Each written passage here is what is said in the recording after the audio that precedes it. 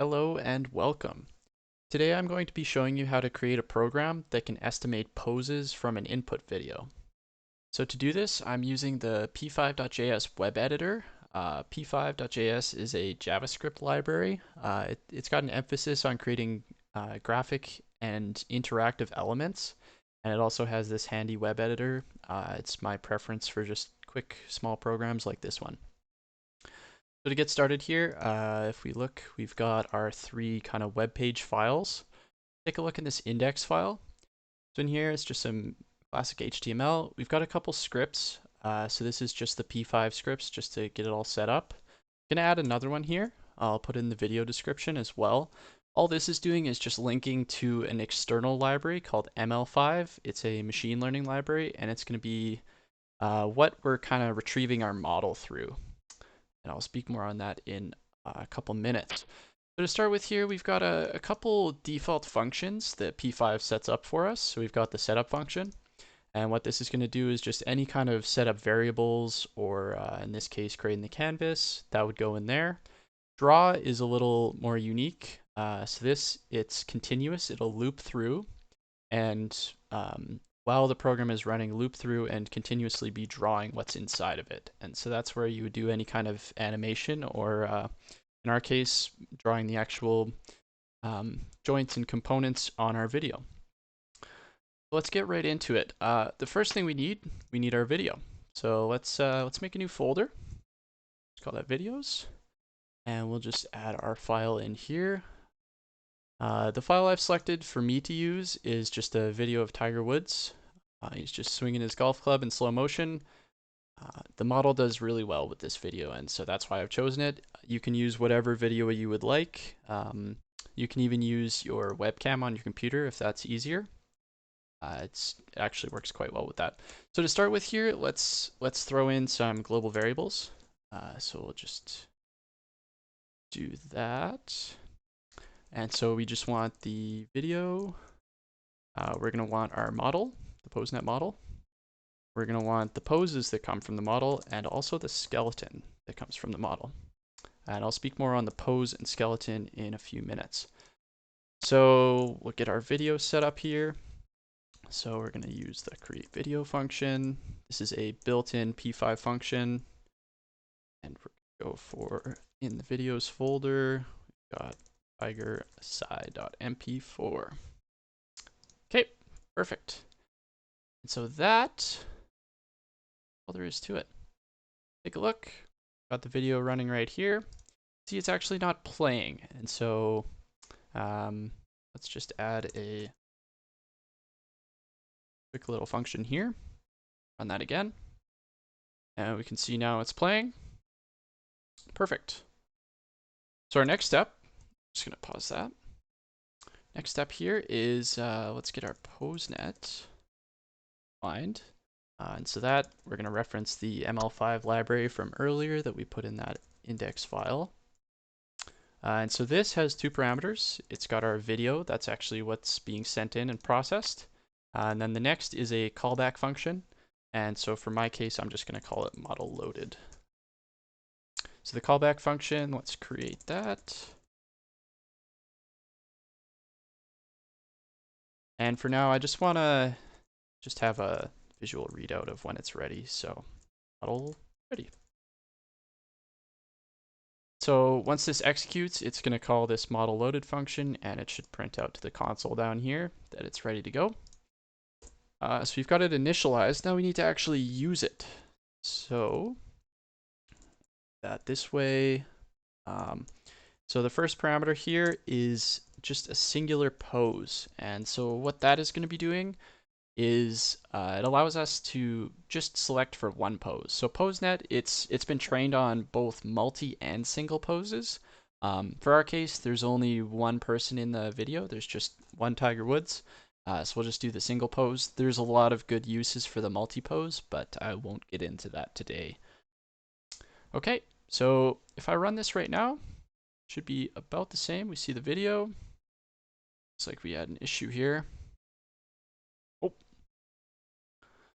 So this second part of the function here that I threw in is another callback function. It gave us an error there because we haven't made So let's get that whipped up. So got poses, once again, callback function. Once this completes, it's going to throw back in here. And it actually will throw an array in. I'm just going to call that array poses. Now the trick with using poseNet is it's not always going to see a pose. And so in my case, I know that Tiger Woods, he never leaves the video. But if the algorithm thinks he does, then we're going to get an error if there's not the right data for us to access. So let's just add a quick check just to make sure that that we actually have some data to work with before we do anything. Okay, once we've got that, this poses variable here, it's actually an array. And so what we want to do is dive a little deeper into it and let's look at some components inside of it. So we'll just do a simple loop through.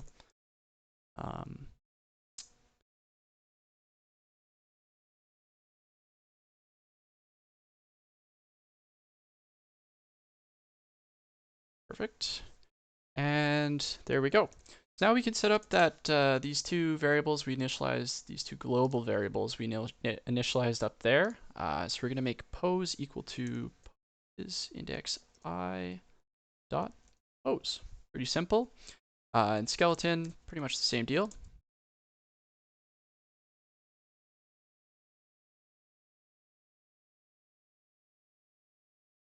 There we go.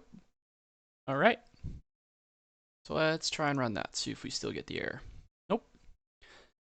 So you'll notice something interesting is happening. The video is appearing below our canvas, which we don't want. And so what we're actually going to do is we're going to hide this original video. Because what's happening is when we create this video here, it's actually drawing it at the same time. So I'm going to hide it in this case. And then what I want to do, I'm just going to remove this gray background. I'm actually going to redraw the video. So I'll use this image function.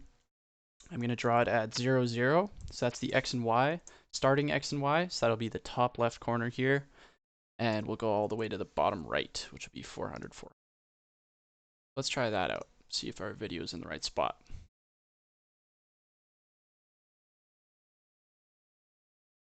Yep.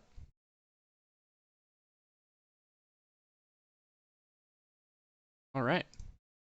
Our video's in the right spot now. We've got our model. It seems to be working well. So now that's all that's left to do is actually draw those points. And so to actually get to those points, let's just take a quick look and see what that pose looks like. I'm just going to run this.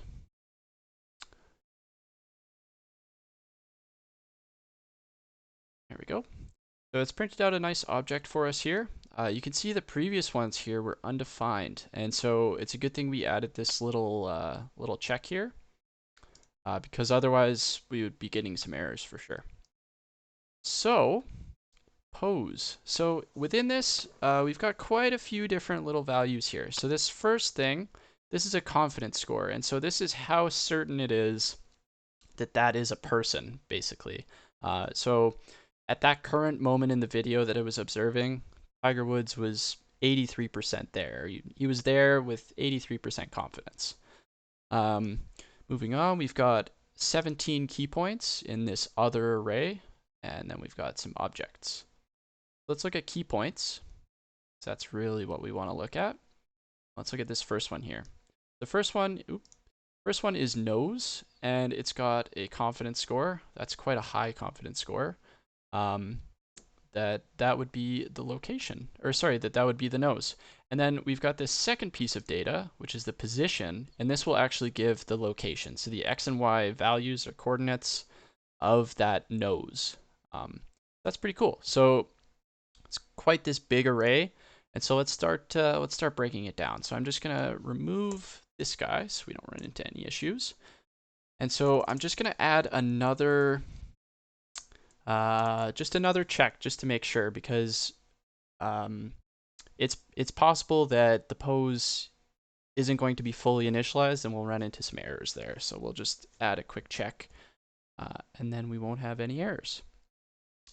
Okay, so we've got that check in. And so now what we're going to do with this big beefy array down here is we're going to loop through it and try and get to those key points. So let's go find our iterator.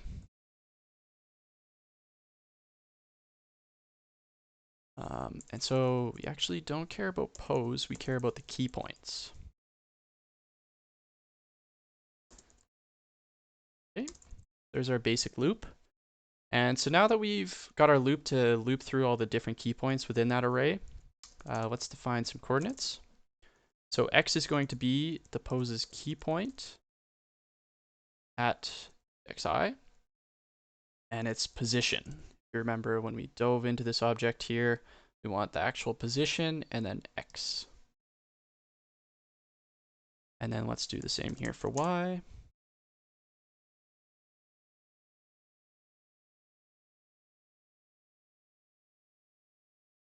Okay, perfect. So we've got our x and y values of those different positions, and now we need to actually draw them. So I'm just gonna add some color here. Let's go for a nice bright blue. And now we've got our, I'm just gonna draw just a small circle at that location. So at x and y, and let's make it a height of 5 width of 5. Should be perfect. Give that a go.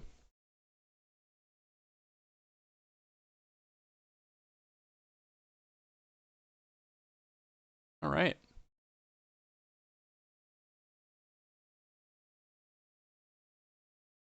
So we could see in the video that it is drawing the points, and they're not just arbitrarily drawing them. It seems like it's drawing them somewhat close to the locations of the true kind of key points on the body. So that's pretty cool. So let's move on to the next one. So our next one here, oops, is we've got our skeleton. So what the skeleton is, it's basically just the bones that's connecting the key points. Oops. So let's just do another basic loop here and loop through that. Skeleton dot length. And so the skeleton, it's actually a bit different of an array. You're welcome to print it out to the console and take a closer look. I'm just gonna go through it here. And so pretty much the same deal. Really the only difference is just the way we're accessing it. So instead of x and y, I'm going to say a and b, because we're not accessing coordinates or points. We're looking at the key points themselves. So let's say in this case, a is the knee and b is the hip. We want to know between the hip and the knee. And so we don't really care about the x and y values for now. And so that's just going to be the skeleton at index I, and the first one is BA, and let's get B, and second one will be B. Okay, so we've got that. So now we're going to be drawing a line. So I'm just going to add this stroke weight modifier just so we have a bit of a thinner line. The default is a little thick for our purpose here. I'm adding this stroke modifier, stroke modifier just to change the color of the line. Just gonna make it a nice white. And now we've got our line. So we'll draw it at a.position.x and a.position.y. And our next point will be b.position.x and b.position.y. All right, oops. Let's have a look.